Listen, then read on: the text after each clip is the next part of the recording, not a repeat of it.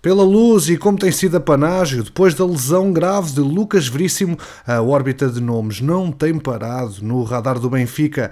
Ontem foi a vez da imprensa brasileira a apontar Nino do Fluminense, um central de 24 anos que está avaliado em 10 milhões de euros. Prontamente, o jornal O Jogo disse que este nome nem sequer foi avaliado pelas Águias. Embora Nino seja mesmo um rumor da imprensa brasileira, a verdade é que Unai Núñez e Víctor, como falámos ontem, João Víctor, são dois alvos que JJ tem muita atenção e que já deu indicações ao departamento de scouting para os seguir de muito perto. Porém, são alvos que não se adivinham fáceis de trazer para a luz. Ora, o Atlético Bilbao não mostra atualmente qualquer abertura para libertar Unai Núñez, o desejado pelos encarnados, por empréstimo na próxima janela de transferências.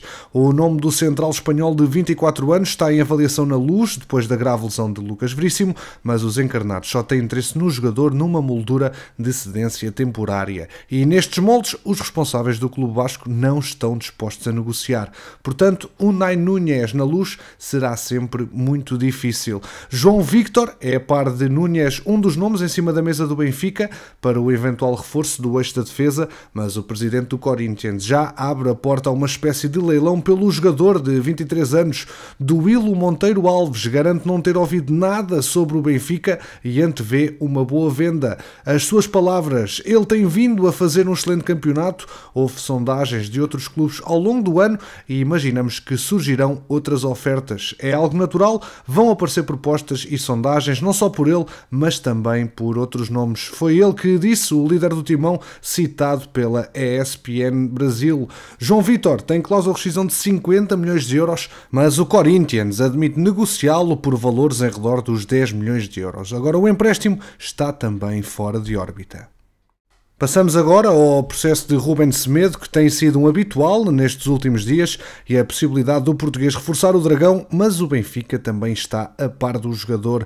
A verdade é que Ruben Semedo esteve com um pé no Dragão no mercado de verão, contudo, o facto de os portistas não terem vendido ninguém nessa altura e de o jogador ter sido acusado de violação de uma menor fez ruir o negócio com o Olympiacos, mas não o interesse no central português. Sérgio Conceição mantém a vontade de acrescentar um jogador ao eixo defensivo com as características físicas do internacional português e o Futebol Clube do Porto está a monitorizar de perto a sua situação. Para já, a renovação do interesse ainda não passou das sondagens junto da Gestifute de Jorge Mendes, que é quem está a gerir a carreira do jogador há alguns meses. O jornal O Jogo avança, porém, que o central de 27 anos está seduzido a mudar-se para o Dragão de forma a reabilitar a carreira e não quer ouvir falar de outros eventuais sondagens que possam chegar. A ideia a avançar passará por um empréstimo com opção de compra obrigatória que o Olympiacos tentará fixar perto dos 10 milhões de euros e o Futebol Clube do Porto em metade desse valor. Outra questão para resolver prende-se com o salário. Na Grécia, onde os impostos são mais baixos, Ruben Semedo ganha 1,1 milhões de euros limpos por ano e a SAD azul e branca não está disposta a pagar tanto. Desde o fecho de mercado de verão que o Futebol Clube do Porto tem acompanhado de perto a situação pessoal, sobretudo para perceber se tem a cabeça limpa depois do problema recente e profissional de Ruben Semedo, que esteve a treinar-se no Estrela da Amadora, mas entretanto já voltou ao Olympiacos. Sérgio Conceição, inclusive, falou com ele nas últimas semanas. O português não conta para Pedro Martins por ordens superiores e é aqui que todas as partes convergem. O clube grego abre as portas à saída, o Futebol Clube do Porto está receptivo a acolher e Ruben Semedo precisa de voltar a jogar, de preferência num clube que lhe dê todas as condições para estabilizar. O mercado, em todo o caso, só reabre em janeiro e o Futebol Clube do Porto poderá precisar de liquidez financeira de uma eventual venda para avançar com a contratação do português, sabendo que não está sozinho na corrida. O Benfica, segundo afirma o jornal O Jogo, informou-se sobre a situação esta semana, com alguém da estrutura a ter, inclusive, ligado diretamente ao jogador. Temos aqui pano para mangas, portanto, campeões, na vossa visão, para onde vai ser o futuro de Ruben Semedo? Para o Dragão ou para a Luz? Por Alvalade não se registram grandes novidades, apenas que o Sporting acabou com saldo negativo de 67 milhões de euros entre o que tem a pagar e a receber pela transação de jogadores. O déficit acumulado ao longo de vários mercados de transferências é exposto no relatório e contas do primeiro trimestre dos Leões. À data de 30 de setembro deste ano, o clube de Alvalade devia 90 milhões e 650 mil euros. O montante respeita a valores por pagar aos clubes de onde os jogadores contratados eram originários, mas também às comissões de intermediação acordadas com os empresários dos futebolistas em causa. Já as verbas que o Sporting tem previsto receber pela saída dos jogadores totalizam 23 milhões e 600 mil euros. Daí que o déficit acumulado seja de 67 milhões. A eventual venda de Nuno Mendes ao PSG no próximo verão, caso os franceses exerçam a opção de compra de 40 milhões de euros, estipulada a quando do empréstimo, os 7 milhões da cedência vão ser pagos até ao fim da época, pelo que não entram no crédito que os Leões têm face a outros clubes. Não chega para tapar então este buraco, além de que o Sporting já tem outras despesas previstas, como a compra de Porro ao City por 8 milhões e meio de euros. Baixar o saldo negativo implica vender então mais futebolistas.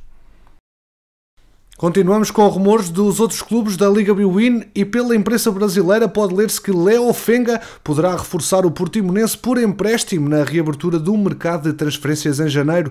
Trata-se de um futebolista de 19 anos vinculado ao Grêmio de Porto Alegre, o mesmo clube que vive dias difíceis tanto a nível financeiro como em termos desportivos e pondera libertar o jovem futebolista que chegou à sua formação em 2014.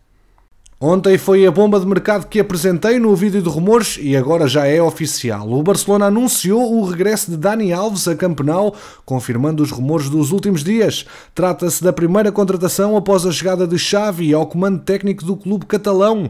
Segundo o diário espanhol AS, o internacional brasileiro de agora 38 anos aceitou o regresso praticamente grátis, ou seja, com um salário simbólico, e está consciente dos problemas económicos do Barça, bem como das limitações impostas pelo fair play financeiro. Dani Alves representou o clube catalão durante 8 temporadas entre 2008 e 2016 e volta após ter estado 2 anos e meio ao serviço do São Paulo, clube com o qual rescindiu em setembro. Pelo meio representou ainda Juve e PSG. No Barcelona, recorde-se, Dani Alves ganhou tudo o que havia para ganhar, com destaque para 3 mundiais de clubes, 3 Champions, 6 campeonatos espanhóis e 5 taças do Rei.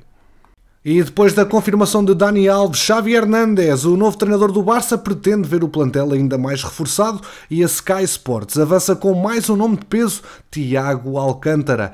A informação está a fazer eco nas imprensas inglesa e espanhola pelo facto de que o antigo futebolista aprecia as qualidades do jogador e deste conhecer a realidade blaugrana. Ele que começou na La Masia e deixou o Barça em 2013 para rumar a Munique, apesar da concorrência de nomes como Sérgio Busquets, Frenkie de Jong, Nico Gonzalez, Gavi e Pedri no plantel dos Blaugrana.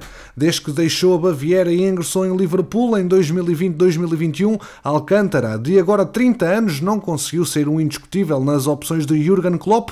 Ainda assim, de acordo com a mesma fonte, o clube não está muito inclinado para perder o médio, sendo que, mesmo no caso de uma eventual venda, o negócio não se realizará por valores acessíveis. Campeões, obrigado pela preferência aqui no MTL. Já sabes que aqui ficas sempre atualizado ao minuto sobre o mercado de transferências. Deixa o teu like, ajuda o projeto a crescer e quanto a nós, vemo-nos no próximo episódio.